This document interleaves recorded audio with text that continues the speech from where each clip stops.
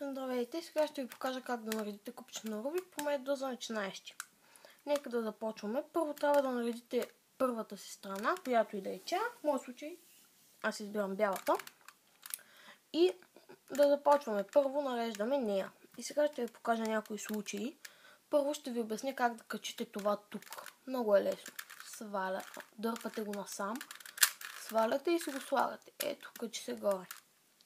След това, друг по-специален случай за мен, как да кача това тук. Нали, то е долу, но няма как да се качи. Така си мислех аз поне. Ето така. Местя си го отсам, свалям и го слагам. Ето, готово е. Друг случай, за мен лично специфичен, е ето този. Когато е тук, трябва да е тук. И то какво се прави? Ето го него. Сваляме ето го. Завъртаме тук, за да може като изправим, ето това да дойде на място. И ето така, както ви показах преди малко. Друг случай е по-специфичен. Е да речем... Не мога да го... Ето. Да ви е отдолу. Какво се прави в такива случаи? Ами, вдигате го, така че да дойде тук. Тези две ги завъртате и те, нали, не си пасват, но това въпреки това го вдигате. И тези две ги намествате по начините, които ви показах. Това тук, сваляте и си го слагате. Това тук, сваляте и си го слагате. Сега трябва да наредим първия ред. Как се нарежда първия ред? Ами ще ви обясня. Първо се избира някоя страна, с която да се започне. Общо взето се избират страни, които са почти готови, с две наредени и трябва само да се нареди третото. И в нашия случай също ще бъде така. И нека да започваме. Ето, избирам зелената страна, защото тя се вижда хубаво. И е почти готова. Две зелени и търсим третото и цялото купче. Ето го третото. Сваляме го и си го взимаме. Ето ни го зелено. То трябва да дойде ето тук. Как става това? Дърпаме го насам. Хоп, хоп, хоп и ги сменихме. Сега, тук е по-специфично за по-бързо редене. Се използва. Това може да не се налага да го връщате веднага. В нашия случай трябва да го върнем, но е хубаво да погледнете, защото може би трябва да дойде тук или тук. Нали, в нашия случай не. Трябва да се го върнем. Което, нали, как става? Сваляте и връщате, както ви показах. Сега трябва да сменим тези две средни. Това става по абсолютно същия начин. Завъртаме си го. Ето, то трябва да дойде ето тук, така че го завъртаме на едната страна. Сваляме и ги сменяме. Това е тук, нали? Трябва да дойде тук. Завъртаме на едната страна. Идва си тук и готово. Наредихме първия ред. След като наредиме първия ред, трябва да наместим центровете, което как става? Взимаме купчето, въртим на ъгълната страна и докато не съвпаднат. Съвпаднаха.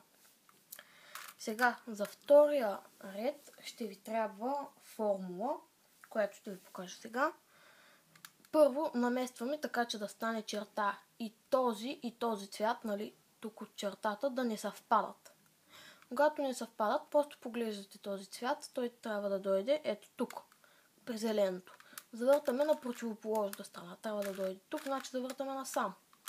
Тук сваляме това и завъртаме така, че тук да се върне чертата, както си беше.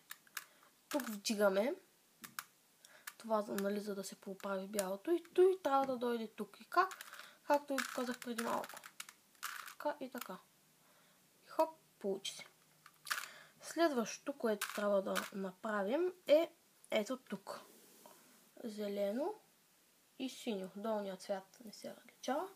Един жокер, ако редите бялата страна, долният ви цвят ще е жълто. И какво правим? Завъртаме на противоположната страна. Сваляме. Образувани се чертата пак. Вдигаме. Това дърпаме си го насам. Сваляме. Хоп. И си го връщаме. И се наредиха две. Остават само две. И това трябва да дойде ето тук. И как? Завъртаме на противоположната. Сваляме. Образуваме си чертата. Вдигаме. Това го завъртаме насам, за да може да влезе тук. И то си влиза идеално. И остана ни само една страна, в която искам да ви покажа един специален случай, който е да ви се получи така. Да сте объркали или просто купчето ви така да е било разбъркано, че тези да са ви наопаки. Какво правите в такъв случай? Правите същата формула, само дето ако не можете без тази черта, е хубаво да си намерите нещо. Ето да речем това. И завъртате насам. Просто трябва да го свалите. Прилагате формулата тук, независимо от тази или от тази страна. Прилагате формулата, която е сваляте, завъртате, вдигате, обръщате копчето, завъртате, сваляте, завъртате, вдигате. И ви се свали. Само си го намирате, взимате го и пак прилагате формулата. Така, така, така, така, така, така, така. И ви се нареди втория ред. Сега ще ви покажа как да наредите третия и последната страна. Преди това трябва да си подготвите последната страна. И аз ще ви покажа една формула, която е доста лесна за помнене, защото е простичка. Не знам дали съм я измислил аз. Най-вероятно не съм я измислил аз, но просто когато гледах, когато се учих, не можах да разбера оригиналната формула. Заради това единственият друг начин беше да си измисля и си игра с купчето и тя се получи. Но това е друга история. Сега, тук може да имате точка, това или черта. Ако имате точка и приложите моята формула, най-вероятно ще ви се получи това или черта. Няма да ви стане веднага кръста. Ако получите черта и приложите формулата, пак не знам какво ще стане. Просто не съм обръщал внимание, но сега ще приложа оригиналната формула, за да получа черта и ще проверям какво ще стане с моята. А сега нека ви покажа моята формула, която е: хващате куба така, сваляте средната и въртите, вдигате средната и въртите, сваляте средната и въртите, вдигате средната и пак въртите, сваляте средната и въртите и готово. И да, ще получите това. Най-вероятно пред точка ще получите пак това, но да не избързвам. Когато видите, че сте получили това, взимате куба така, че тези две, че едната празна да сочи към вас и то да е тази, ето, чертата сочи насам и това сочи към вас, а не чертата сочи насам, а това към вас. Трябва да ви е ето така и прилагате същата формула.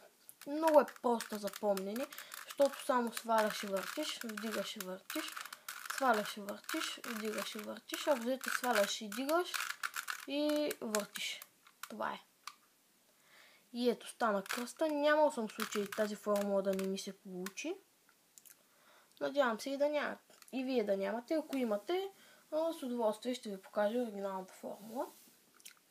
И сега да продължим. След кръста трябва да направите тези. Но това ще го направя в следващото видео, за да може да понаучите това. И до скоро!